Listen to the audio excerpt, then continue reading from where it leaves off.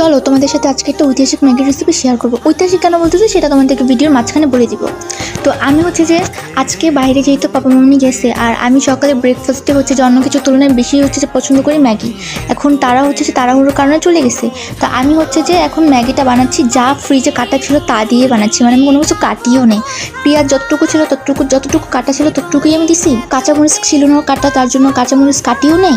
আর আমি তেলের মধ্যে, যার জন্য দেখা যায় যে কাঁচামরিচের বদলে একটু গুঁড়ো মরিচ, লাল গুঁড়ো মরিচ আমি দিয়ে দিছি। আর এর মধ্যে হচ্ছে যে ভালো করে মানে ভাজা করে তারপর মানে মোটামুটি ভাজা করার পর তারপর আমি এখানে দিয়ে দিছি হচ্ছে যে একটা ডিম আর লবণ। যতটুকু লবণ আমি এখানে দিতে চেয়েছি ততটুকু। আমি হচ্ছে যে কোনো কিছু পারি বা না পারি, এই ম্যাগি রান্নাটা করতে পারি মোটামুটি, মানে ভালো হয়, খাওয়ার মতো তো অ্যাটলিস্ট হয়। আমার কাছে তো আমার রান্না ভালোই লাগে, এখন কার কাছে কী লাগলো আই ডোন্ট কেয়ার।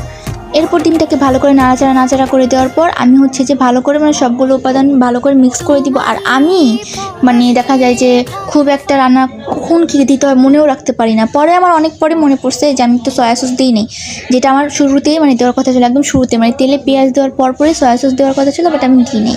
তো আমি মানে পরবর্তীতে যখন মনে পড়ছে তো এরপর আমি সয়া সস দিয়ে দিছি। পরবর্তীতে মনে হচ্ছে আমার হয়তো বা আরেকটু দিতে হবে, যেটা আমি অফ ক্যামেরাতে দিছি। আর নুডলসের প্যাকেটে যে মশলাটা ছিল সেটা আমি এখানে দিয়ে দিছি। আমি জানি না শুরুতে দিতে হয়, মাঝে দিতে হয় নাকি শেষে দিতে হয়, আমি শুরুতে দিয়ে দিছি। আর এরপর ভালো করে নাড়াচাড়া করে এরপর আবার আমার মনে পড়ছে আমি ডাইরেক্ট জিনিস দিই না, সেটা হচ্ছে টমেটো কেচাপ। মানে যখন সয়া সস দেয় তার একটু পরে বা সাথে অনেক হচ্ছে টমেটো কেচাপ দেয়, বাট আমিও দিই। তো আমি মানে প্রত্যেকটা রান্নার স্টেপ বাই স্টেপ আমার মনে রাখতে পারি না, যার জন্য যাই হোক আমি শেষে হচ্ছে যে মিক্স করে নিছি। আর সবাইকে অনেক অনেক বেশি থ্যাংক ইউ আমার ম্যাগির রচনা শোনার জন্য।